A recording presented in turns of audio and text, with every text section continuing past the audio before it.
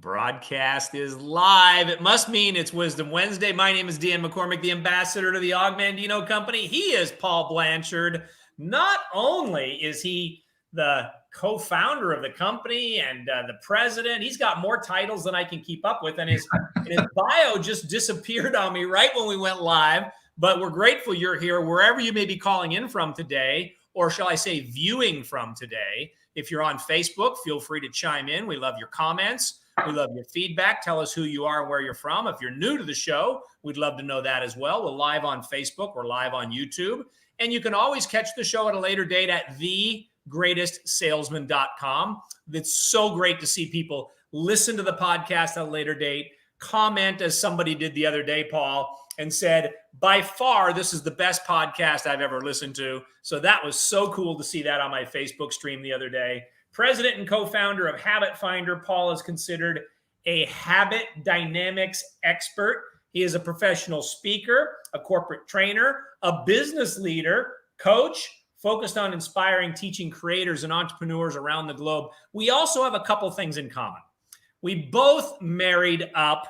We married these incredible women that gave birth to 4 incredible daughters, okay? My oldest turned 35 yesterday, Paul. We love the Og Mandino brand and the company and the message of what Og stands for. And we love talking about it, teaching it, and hopefully sharing things that can make a difference in people's lives. It's great to have Amanda Ernest here and so many others. Looking forward to your comments as we go. And Paul, not only do we have all of those things in common, but hello and happy 2021. How are you?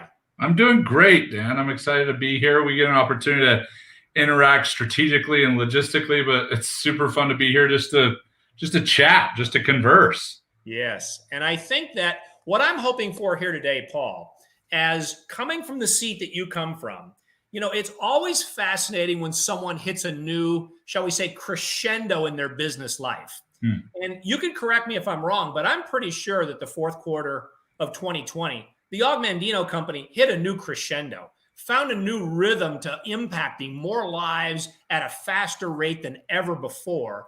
And before we get into any of that, Paul, I just love it when I can, you know, this is episode number 30 now. I remember when I reached out to you last year and said, hey, why don't I kind of invite the greatest salespeople in the world every week to come on the show? And you and your dad said, great, let's do it. And we got the website up and everything's working great.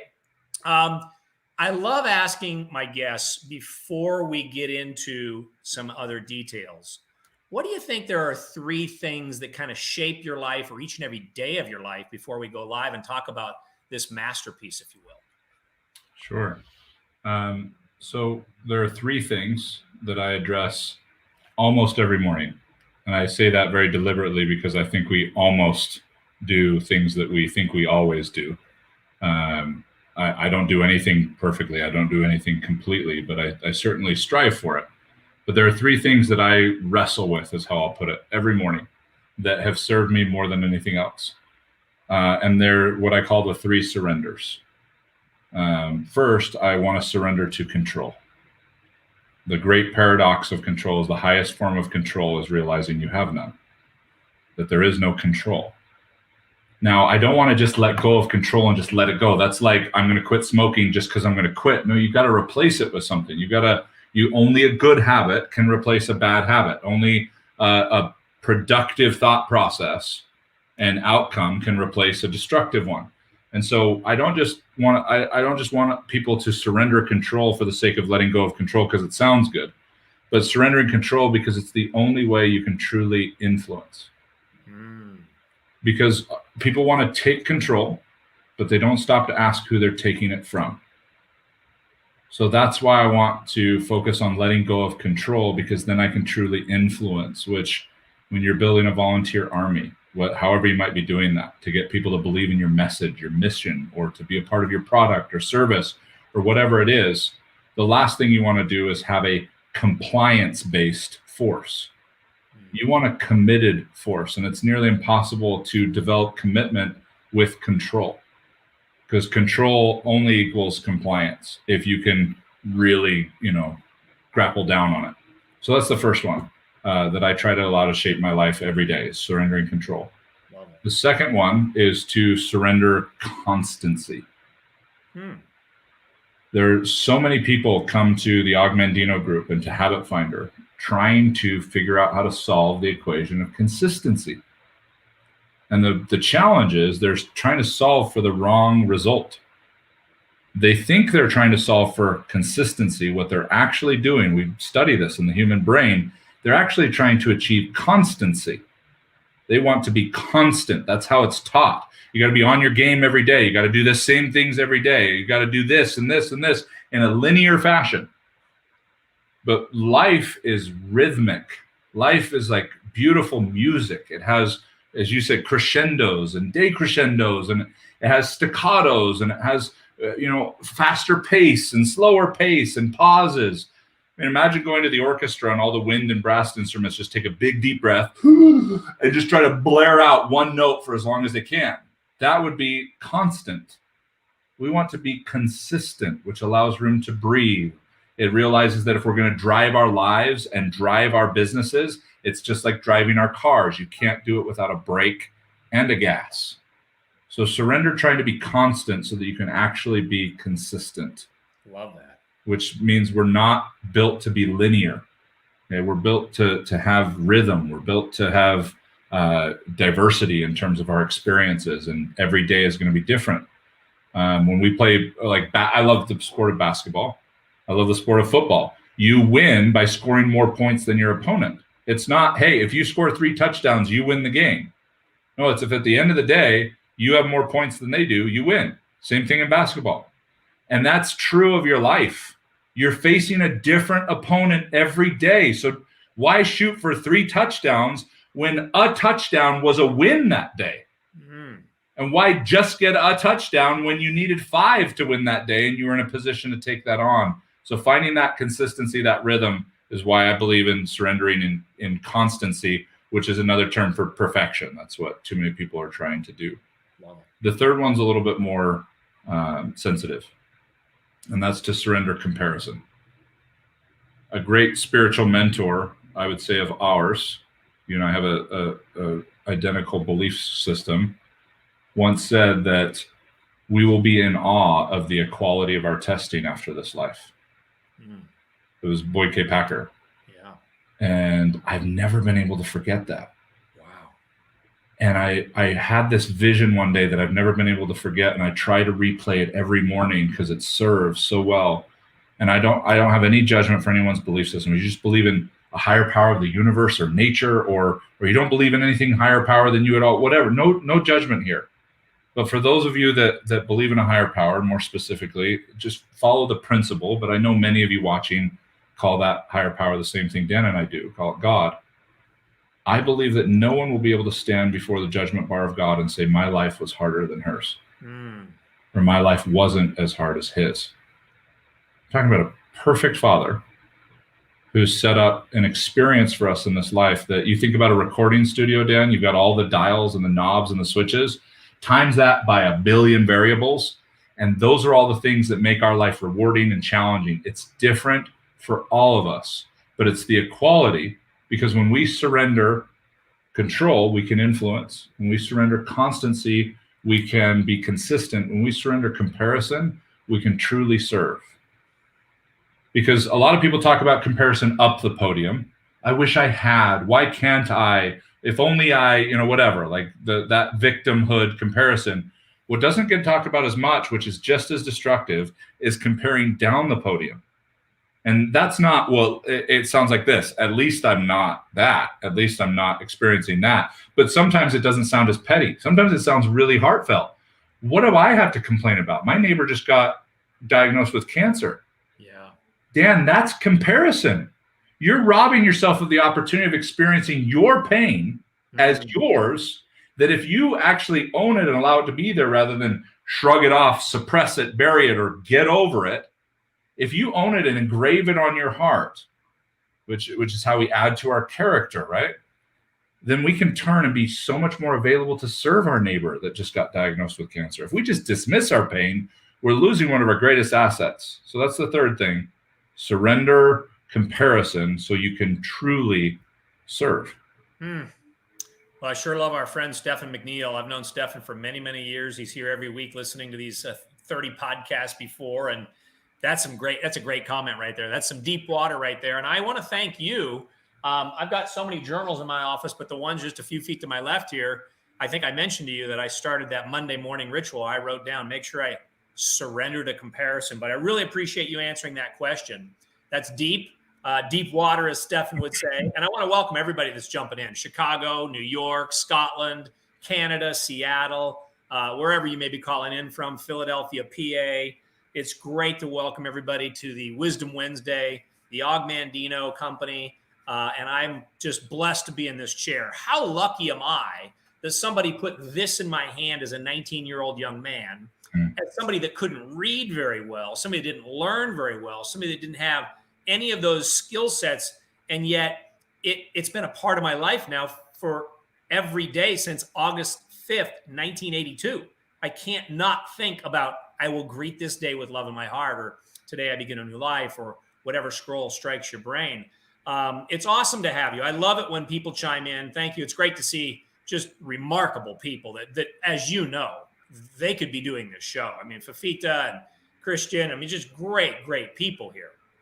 Now, when you say those three things, I know you well enough to know that that's really cool because it's genuine, it's authentic. It really is you. You can speak to it because you live it. And I know that maybe a lot of people don't know the scope of what the Og Mandino Company does. So maybe before I ask any other questions, give people an idea that don't know the company what you do. Because, obviously we think about the Og Mandino Company. Well, he's got a couple dozen books that have impacted the lives of millions, right? Yep. But there's a company behind that after he passed away, your dad, et cetera. Maybe bring everybody up to speed on what you guys do at the company. Sure. So Og passed in 96.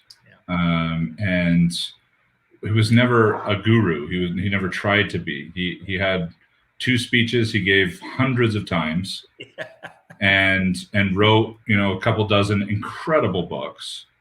All the credit to this, the genesis of our company goes to my dad, who lost everything in 1990, spent 10 years paying back over $1 million in debt, but he did it with film. He had gotten into the film industry a little bit before everything fell apart. And so he relied on that skill set to get through the 90s. He got into directing, editing, script writing. And at one point he was asked, I believe in 97, 98, to write a feature film script for one of Og's books. It was actually Og's personal favorite that he wrote, called The Christ Commission. And so my dad wrote a script for that, and it never got produced into a movie. There were conflicts with how the production company wanted to do it. And Betty, to her credit, never wanted Og's writings altered at all, and really defending his legacy. And then in 2000, Betty, Og's widow, called my dad and said, "Are you interested in the film rights for The Greatest Salesman in the World?" He said, "Yeah." So it started as a film transaction, as an opportunity to go try and produce a movie that people have wanted to create for decades, which is in process. Netflix is involved. Good things are happening, moving that forward, which is awesome. But then shortly thereafter, it was, let's build a company out of this. Called Betty back, said, "I love coaching and consulting. I've been in that space before, in medical management and real estate and other areas. And this book was so impactful in my life. Let's carry it on." And she said, "Sure." And so the first couple of years were creating, programs, audio programs out of this book, taking the scrolls and turning them into keys for success and other lessons. And it was okay. There were a lot of consultants who had known Og, were friends of his. And when they found out a Og Mandino Company was coming around, they wanted to get involved. I think we did about $56,000 in 3 years, which doesn't pay the bills. No. And so my dad asked, what are we supposed to do? And he got a really specific answer. "You're supposed to create this. I've given you the foundation." This is the foundation he gave Og over 50 years ago in that overnight download where he wrote all 10 scrolls in one night. Got the foundation of principles. Now we've got to build a structure on top of it for the 21st century. And so all deference to Og and to the 10 scrolls. If he were here today in this show, he would tell you, "I didn't write them. I just took dictation." And we get to stand on the shoulders of his humility and his ability, combining to write that book. as a foundation. And now we've built beyond that, but it is that foundation that allowed us to do it. And that was wanting to find measurement. Og said in scroll 1, the other mind that makes us act in ways we do not comprehend, that never sleeps. That's not a fair fight, right? What is that? And went on to write many other things in the scrolls that neuroscience has just validated in the last decade. Crazy to think of the rate of inspiration that he had. And we wanted to understand that other mind. Habits. What habits is Og talking about? Brushing your teeth? Probably not. And you really pay attention to the writing, it was talking about the source of habits, which is how we think. We've got their behavioral habits, we've got our emotional habits, and then at the core are the neurological habits, the patterns of how your brain operates. How do we get to that? Og gave us principles that if you just relentlessly read them every day, 3 times a day through neuroscience, what they call density focus, it'll seep in and make an impact. But how do we make it even more intentional? How do we make it more exposed and not quite as blunt of an instrument in the philosophical realm of personal development, where it's just ahas and things that make you feel good, but don't actually make a difference because no aha in the world has ever done a lick of work. Okay, it's about being able to implement and understand the unconscious patterns that are holding you back. Because what you think is only a small fraction of what you're actually thinking, which is funny. What you think is only a small fraction of what you're actually thinking. You've got 50 to 80,000 conscious thoughts a day. And that's what we try and wrestle with. Wow. And about 80% of those are the same thoughts we had the day before. So we're wrestling with very similar patterns, but we forget all about 1 to 2 million unconscious thoughts that are going on under the hood, under the surface. We can't see them. We can't consciously acknowledge them. They're unconscious patterns. How do we get to that? And long story short, we found the University of Tennessee, the Hartman Institute. Dr. Robert Hartman, another very inspired individual, created, and this is my cameo, my opportunity to make me sound way smarter than I am. And Dr. Hartman created the formal science of axiological mathematics based on Ketcher's transfinite calculus and the concept of infinitudes. You did. You sounded smarter than you are. Mission accomplished. Yeah, baby. We better sign off here real quick because it's downhill from here. But no, the only reason we share that is those of you who experienced know why. Those of you that are going to experience the Habit Finder now know when you get your results and go, it took me 10 minutes or less with no questions online, and it's telling me things about myself that no one would know. Yeah. No one would know, because it's looking at the patterns of your brain objectively. It's a weird process. It's strange. Those of you who haven't taken it, you can go to habitfinder.com and take it. It's weird. Yeah. Because it's not a personality test. We call it the unpersonality test, because it's going under the surface of all that. And we've spent the last, 14 years? Yeah. 18 years. 18 years ago. 2003, 18 years with over 300,000 people at this point, probably 250,000 people, honing how it's built, its accuracy, and its application to practical life, to be able to develop something that gets to the heart of what you're dealing with in your head in 10 minutes, that a master coach would need 6 months of intuitive exploration just to start to get hints about. So I tell people it's our Nintendo cheat code. Like, I feel like it's up, down, left, right, ABA. It allows you to, I feel like it's cheating, because I get to get on with someone in 15 minutes and get right to the heart of where they're at. And we've built an entire company around that. Dan, our mission is to make personal development personal again. Personal, yeah. Because it became a promotional, philosophical marketing game. Yeah, and I like that. I think we should add the tag to that. Go from personal development to personal, not promotional. Mm-hmm. I hadn't thought about that, but that's so true, because it's an easy thing for people to promote.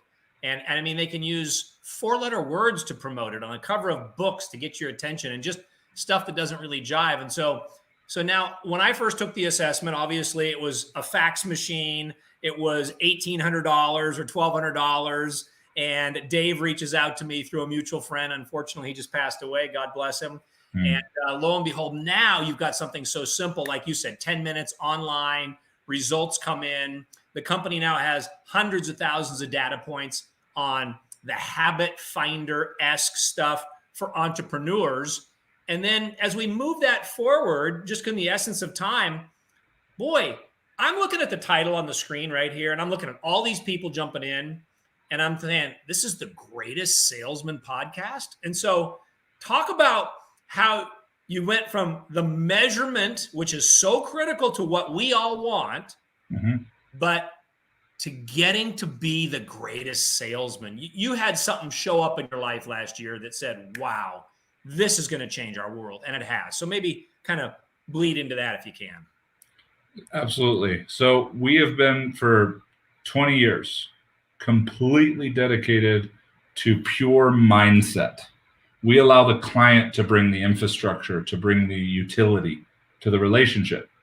So we've always gone to companies that already had utility. They already had a system. We do a lot of work in direct sales. We do a lot of work with solo entrepreneurs and with sole proprietors. We do a lot of work with big sales forces and things like that, where they've already got an infrastructure. However, we've just had this itch. There's some kind of utility that habit finder should connect to. Because when you bring utility to it, it becomes an arena that gamifies working on your habits of thinking. Wow. It's like how they hide veggies in kids' drinks, like we set it up in such a way that you're working on yourself, but you don't realize that's what you're doing because you're focused on getting these tasks done and the competition of keeping up with everybody, and you're seeing the results come in. And so where is this? And candidly, we looked at Amazon. We thought, we could find Amazon experts, and we could build a utility course for Amazon, and we may still, because that's a great platform, but it just didn't seem to flow the way that we thought it would if it was the right answer. And we looked in a couple other places, and then what we started to realize, we were in some of our group coaching sessions, and we were teaching people how to intrinsically validate other people on social media.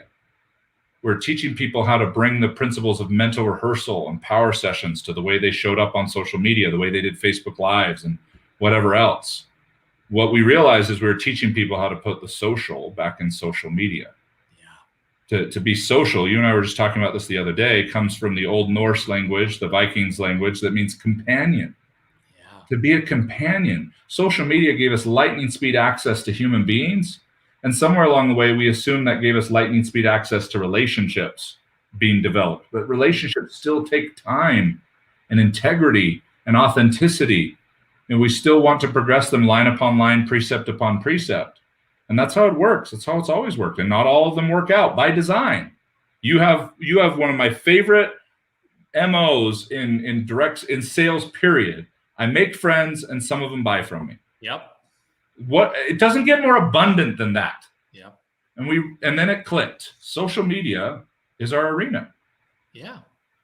We don't have very many clients, if any, where their influence on social media doesn't benefit their mission or their message or their product or their influence. That there's a reason for them to be there. Now, there are plenty of challenges with social media. Okay, we don't need to get into the politics of social media or cyberbullying. We want to be aware of all those things. Right. But the simplest thing I would do to reframe that for everybody is social media is like a grocery store. You may not realize this, but a grocery store is designed to get you to buy stuff you don't need by putting the stuff you most commonly need in the very back. Yeah, you got to walk past. Milk and the eggs, you got to walk past the tchotchkes, you got to walk past the unhealthy food and all that stuff by design. Yeah. Social media is no different. It's designed to suck you into browsing and mindless entertainment and trolls and get into arguments that don't matter and all this stuff. But if you know why you're going there and you can go right to the back, get what you need and get out, it's still the best place to go, especially now. We had no idea a year ago in January how valuable this journey was going to become.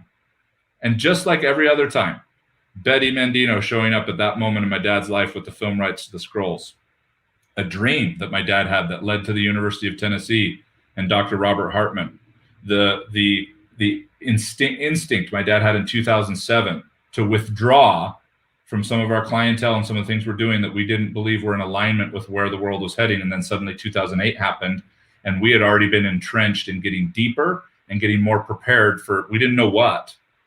But then we were able to hit that curve on the way out of 2008 because we were ready to help people where they were really at.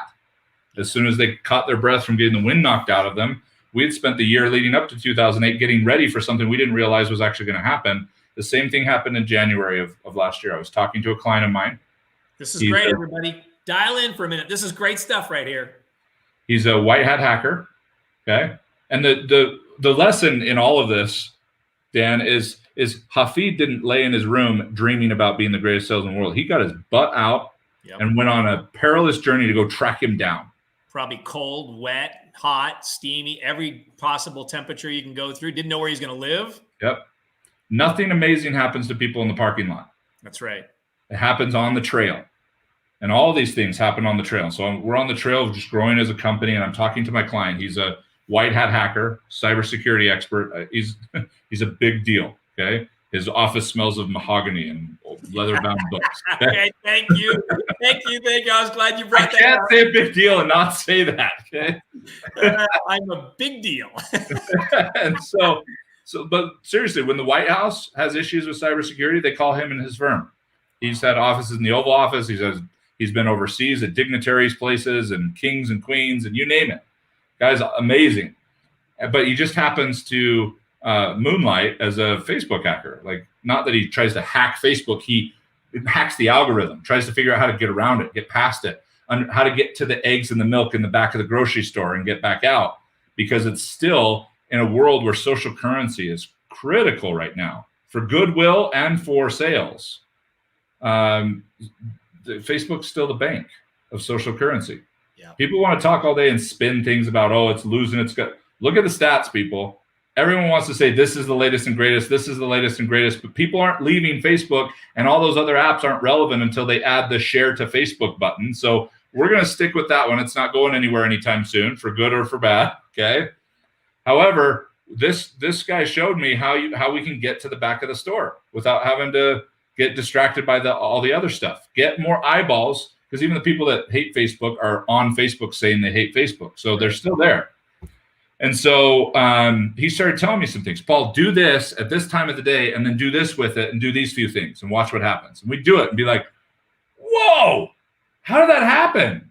He's heat mapping, he's studying, he's the types of posts, all these different things. And I said, why don't you teach this?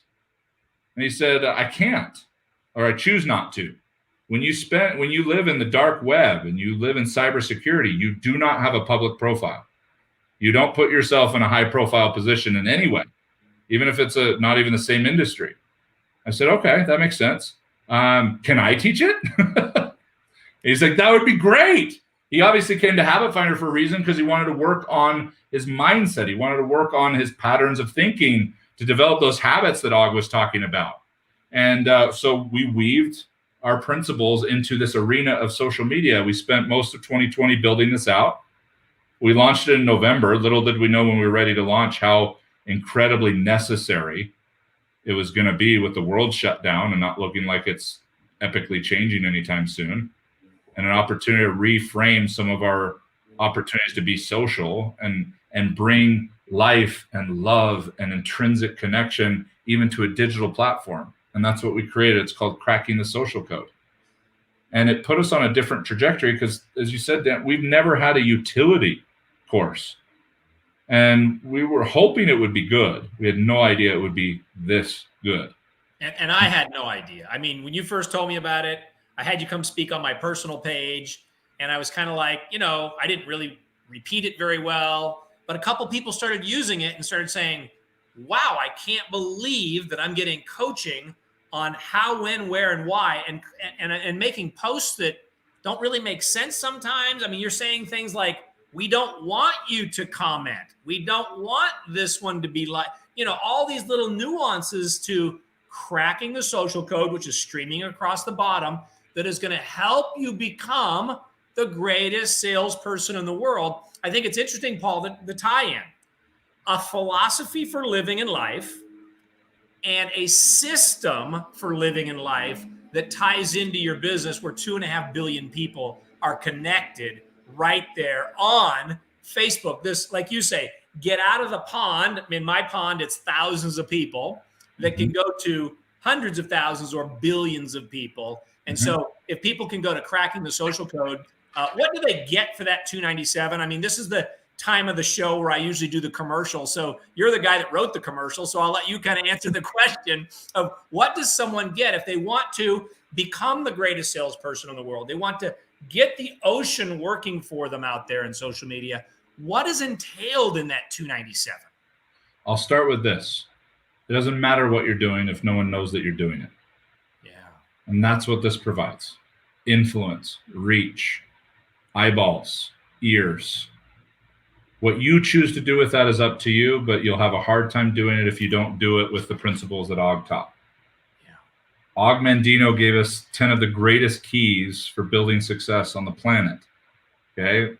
Truth, love, persistence, miracles, urgency, stability, laughter, vision, action, and guidance. Wow. That's a complete foundation. And if you violate those, cracking the social code won't work for you. You can go in and try and get the algorithm hacks and try them out, but we've built it in such a way that if you want reach and influence, it is a prerequisite that you actually care about people. Yeah. Because it's not about getting followers. It's about connecting to priceless human beings, intrinsic human beings. There's strategy involved. We want you to get a lot of followers. We want you to get a lot of eyeballs, a lot of likes, a lot of comments, but we want them to be quality. We want them to give you an opportunity to connect. And what we do is we give you really simple, bite-sized things of what to do every day, 5 days a week. We found out from our cyber ninja, we call him, my client, okay? The cyber ninja said, you only have to be intentional on social media Monday to Friday.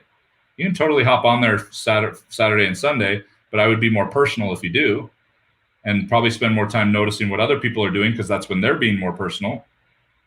But it tells you exactly what to do that day, when to do it. Okay, really simple stuff.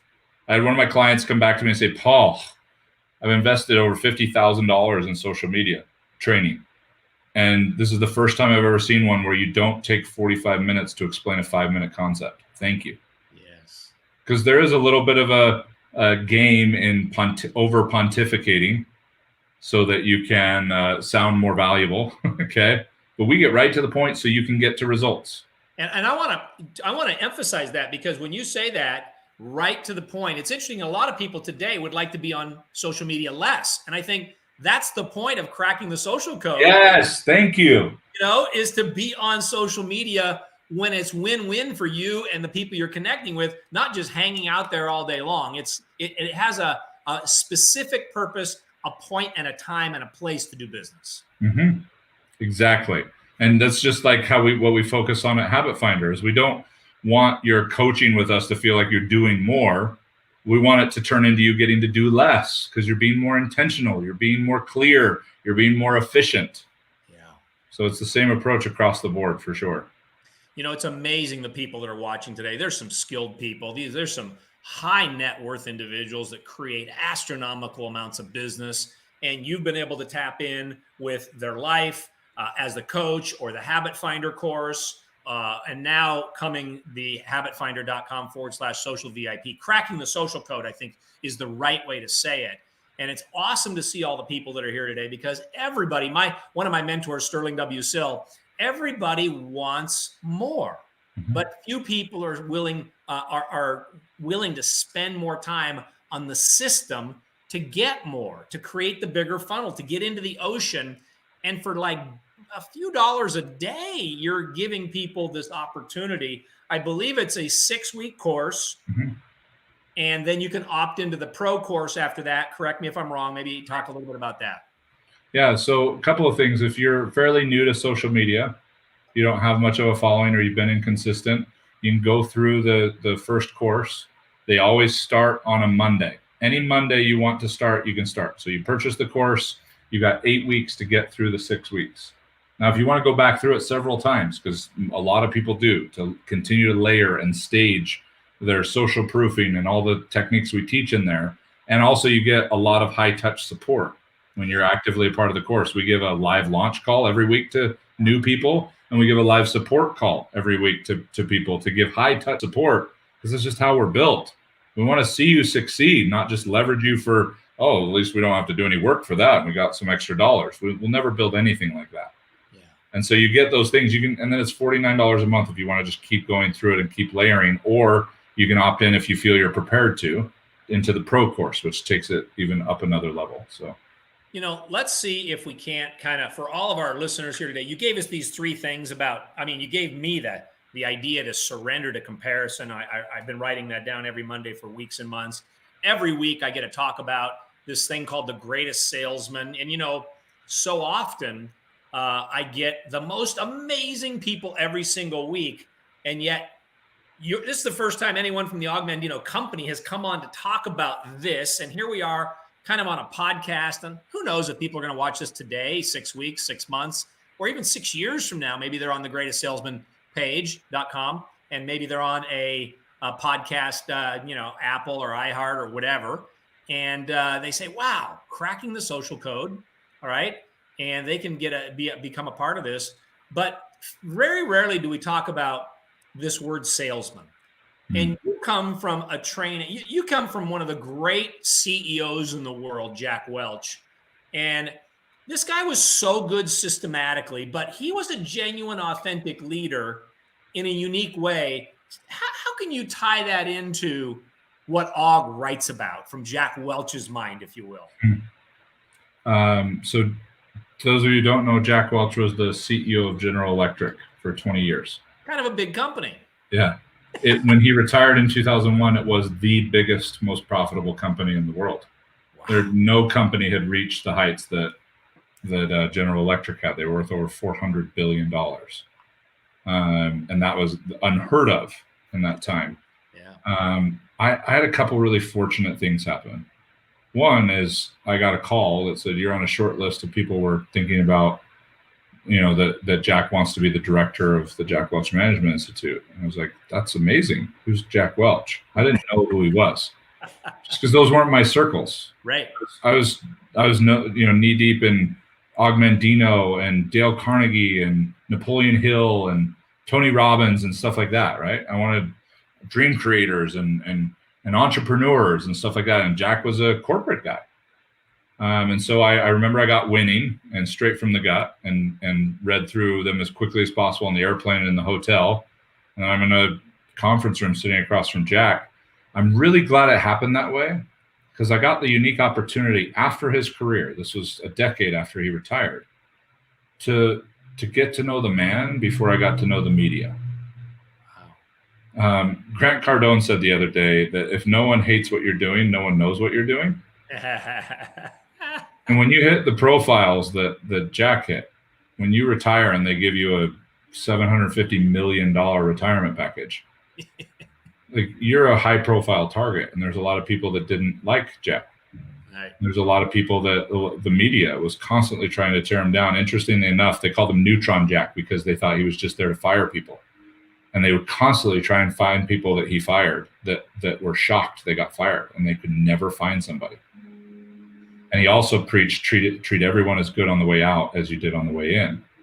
So I got to know this man. I got to know this person who most people didn't know had a PhD in chemical engineering. He was a numbers guy. He was an engineer mind, but he knew that. So he spent his entire career trying to get better with people, relentlessly trying to get better with people. He knew he didn't need to work on his numbers. He didn't need to work on his spreadsheets, because came naturally to him. So he spent more time trying to understand people. And he just got to this point where he could just feel people, as he would say, in the marrow of his bones. He really cared about them. Now, you may have some emotional preferences that you don't like the way he demonstrated that care at times, but people certainly appreciated him. And he knew that one of the best ways to care about people was to help them win. And I got the opportunity to spend time with him building a top 25 MBA program. And when I started learning about what the media would say about him, I could definitely see how that interpretation could be taken across. I could see why someone might think that Brad Pitt's a jerk because the one time they saw him in Park City and walked up to him to get an autograph, he's like, I'm busy, I'm with my family. Oh, what a jerk. It's not hard to see somebody on a bad day when you don't see them very often. But I talked to Jack almost every day for the years that I worked with him. Wow. And he cared. He's one of the most intuitive people I've ever met in my life. He really understands that the greatest weapon in the world is love. Wow. You felt like Jack loved, sometimes you felt like he loved you enough to kick your butt, not more than sometimes, but you never have to wonder why. You never had to wonder if he really cared about your well-being. I remember I went to dinner with him once in Florida, and he asked what I was up to. He said, "Oh, I'm training for an adventure race, training for a trail run.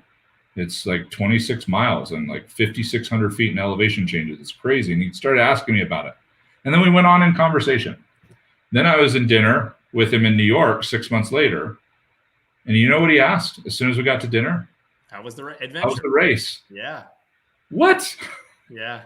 As if he had been taking notes and sent a note to his assistant, remind me. No, like it's all a muscle he's developed because of how much he cares about people. They matter to him. Because they matter, he's known for being really candid. But if you get behind the scenes with Jack, candor is a two-way road. There's lots of people out there who claim to be good at candor because they can tell people like it is. But if other people can't feel like they can say it back, you're not really understanding what candor is all about. If they're not feeling understood, you're not connecting with them and really allowing them to feel like the most important person in the world in front of you, even if it's a tough conversation. And I watched Jack day in and day out do this. And I watched, he would do a live call every semester with our students, our MBA program. And they would all ask about strategy and negotiation and hiring and all this stuff. But you always bring it back to, but you got to care about people. Wow. None of that stuff matters if you don't care about people. It's all going to fall flat, building your house upon the sand kind of thing, right? And I just heard him ad nauseum keep trying to get this to sink in. And that's when, about the same time that I felt like it was time to move forward in my career, I built something. I got to participate in building something amazing. And I didn't think they needed to pay someone what they were paying me to stick around. And I certainly wasn't going to stick around just to maintain something. And we had done some incredible stuff. I mean, Thunderbird has shut down, one of the biggest MBA programs in the world. And we were growing 40% year over year. And that's what I was brought in for, to grow it. And so we had grown it pretty significantly. And I called my dad and said, "Hey, just FYI, just catching up on life. By the way, I think I'm going to move on in my career." He said, "That's interesting. I really, really need a partner I can trust." Wow. And I was like, "Good luck with that." But you know what one of the kickers was for me, Dan, is watching Jack try to help people understand how important people need to be to you, and not being able to teach it the way he could teach strategy and negotiation and hiring. And then looking at my dad and going, my dad can teach what Jack instinctively knows is the most important thing there is. And I want to go be a part of that because of what I've been a part with this man, what I've seen that he's created, that you can care about people and create a $400 billion company. You can run a company not with 200,000 employees, 200,000 individuals that all feel like you know their name. And I want to go get into the brain, go into the patterns, go into the habits that prevent people from being able to do that more intentionally and be able to, if anything, pay homage to what allowed Jack to be great. And that's caring about people intentionally and successfully and efficiently. And so I came on board with Habit Finder, and the rest is history. Jack passed away last year, miss him. And, thoughts are with Susie constantly. They were an amazing partnership, weren't they? They really worked together, amazing on all their contributions that they did, and their There's a lot of judgment around that partnership, and I get it in terms of some of our moral and even religious conditioning, but they were a beautiful companionship, really beautiful companionship. Yeah. So I think that's an interesting comment that Colleen puts up here, brings tears to my eyes. When you hear about the real human condition and the backstory behind the story. And I wonder in closing if we couldn't kind of take it in this way, because I'm looking at the audience today, those that'll listen, like you said, 6 weeks, 6 months, 6 years from now, and say, when you wake up, you talked about the three things, right? The three surrenders, if you will. When you look out at your company and your clients, and I say, What's the first thing that comes to mind today on the podcast for you on the greatest salesman in the world? You mentioned all the scrolls and all those things, but what comes to mind if I just say, what are you thinking about? It's the thing I think about the most when I look at this book. And it's actually not the scrolls. It's the impact that truth has on us that we underestimate. Right before scroll 1, Hafid is given the 10 scrolls. He talks about what they feel like. The leather is alive. And they're in the cedar chest that I can only imagine looks quite majestic. Yeah.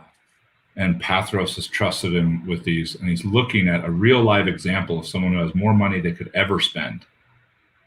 And now was just given the steps to being able to do that.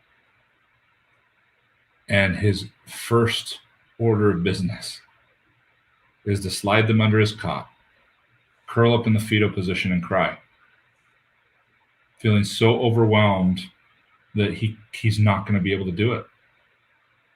And a lot of people call that a fear of failure. It's not. It's a fear of success. Because when we stand in front of truth, like the scrolls, like what the habit finder reveals, it is terrifying for the brain to be that exposed, to try to reach for its excuses and its rationalizations and have them just fall apart like sand through your fingers in the face of truth. That's a fear of success. Yeah. Your brain wants to keep you safe, keep you predictable is what it really means. And when you stand in the face of truth, some of your truth needs to die. The truth that's kept you stuck, the truth that's kept you comfortable, the truth that's kept you playing small. You're comfortable, you're stuck. It's different for everybody. Some people are stuck at millions of dollars. Other people are stuck at dead broke. Yeah. Some people are dead broke spiritually and have millions of dollars. Some people are don't have very much money and are so incredibly abundant in other areas. But we're talking about across the board. To be able to find this space that you'll know you're finding it because you're going to run into tremendous resistance from yourself, trying to protect yourself. That's a fear of failure. And we talked about that constancy. You start reading the scrolls, you start implementing the principles that Habit Finder teaches, you start seeing results, but then you start to sabotage yourself because the brain's like, whoa, is it going to be this hard every day? Not realizing that it gets better, it gets more natural over time. That's why Og talked about habits. That's the hard now that's easier later. It's hard to build new habits, but once they're built, you get dividends on that for the rest of your life. So love that. Hard now, easier later. Mm-hmm. What a great line. Somebody will type that out for us. Hard now, easier later. I gotta tell you, there's some people that have commented way back in the earlier in the comments here about this is a hard day. They've had a rough day. And I'm so appreciative that you chose to go there because it's the page I opened to. No kidding. I had no idea what you're going to say. I turned to that page and he says he threw himself on his cot, weary from his travels, and sobbed until he slept. I know there's people watching today that don't know where those next sales are going to come from. But we know that Hafid felt to some degree like this gigantic failure. And here's this star following him all the way, and the whole world lights up. And so that's the point, isn't it? To follow cracking the social code, because you don't know where that star is shining, where that contact is out there in that ocean that might grab a bite of that hook and reach out and say, hey, we ought to connect. You're a genuine, authentic, real person. You're not like all these other promotional hopium people on Facebook. You're really giving me something of value here. So I'm so glad you went there in closing. I love that. I know our listeners love that. And I feel like we could talk for another hour. We can't due to time and whatnot. But my, oh my, I just wonder in closing, do you have you mentioned the mission statement of the company, but do you have like a something that you'd like Paul Blanchard to be remembered by? The only thing that comes to mind is something I've been sharing lately in terms of getting on some of these new platforms and stuff like Clubhouse that you told me about. And that is that I don't want to be your expert. I don't want you to think what I think. I just want to have the humility and the courage to help you stop thinking the things that you're currently thinking that are holding you back. And finding a familiarity, a draw to being in the conflict of life, in the hypocrisy of life, in the counterintuitive area of life is where it's absolutely beautiful. A book I was reading the other day said one of the most destructive human conditions is believing that we're a finished product. And so I hope everyone wakes up every morning and goes through every day not trying to reach a finished product, but just being curious about your humanity, being curious about who you are and who you're becoming when you didn't even realize you were becoming it. And getting an opportunity to find that truth that creates that resistance that requires old truth to die so that you can continue to grow and be reborn so that today you can begin a new life. Thank you. What a terrific time it's been to spend with you. And for all of our listeners, how about that? Today we get to go inside the mind and inside the office at the Og Mandino company and get a little depth of granularity, a little clarity here on the 3 surrenders from Paul Blanchard. Paul, thank you so very much for being here. Episode number 30 is truly going to be one for the ages. And I agree with Ta'afuilicia, my favorite name in the world to say, if you want to put that quote up there right there. Today, I begin a new life. Thank you so very much, everyone, for joining us. Please go like the show, comment on the show, add the page to your follow list, leave us a comment and a review on the podcast site. I'm Dan McCormick signing off on behalf of all of our listeners and, of course, my good friend Paul Blanchard. Have the greatest day of your life, and bye for now.